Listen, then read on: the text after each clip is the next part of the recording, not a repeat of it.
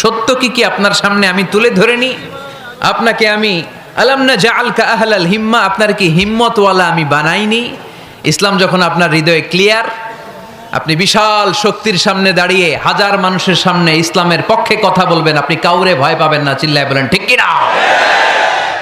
এজন্য আল্লাহ বললেন আলাম নাশরাহ লাকা সাদরাকা ওয়া ওয়াদা'না আনকা বিজরাকাল্লাযী আনকাদা যাহরাক ওয়া রাফা'না লাকা যিকরাক। সুবহানাল্লাহ পড়েন।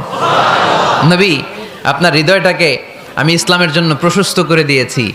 আপনি একেবারে সুনিশ্চিতভাবে বুঝতে পেরেছেন, জানতে পেরেছেন যে মানব সমস্যার সমাধান আছে শুধু ইসলামের ভেতরে। কিসের ভেতরে? এজন্য আমাদেরকে ইসলাম মানতে হবে। কি মানতে হবে? ইসলাম মানবো কতক্ষণ দেহে প্রাণ থাকে? ইসলাম মানবো কোনখানে? সবখানে। উত্তর দেন। ইসলাম মানবো কতক্ষণ দেহে প্রাণ থাকে? ইসলাম মানবো কোনখানে? রাজি আছেন নাকি ভাগাভাগি করবেন? কিছু ইসলাম, কিছু মন মতো। মসজিদ, মাহফিল, মাদ্রাসা ইসলাম, আর গোটা দুনিয়াটা মন মতো। এরকম ভাগাভাগি করা যাবে না। খবরদার।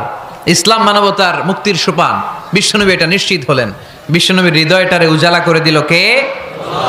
আলাম নাশরাহ লাকা সাদরাক। হে নবী, আপনার হৃদয় কি আমি খুলে দেইনি?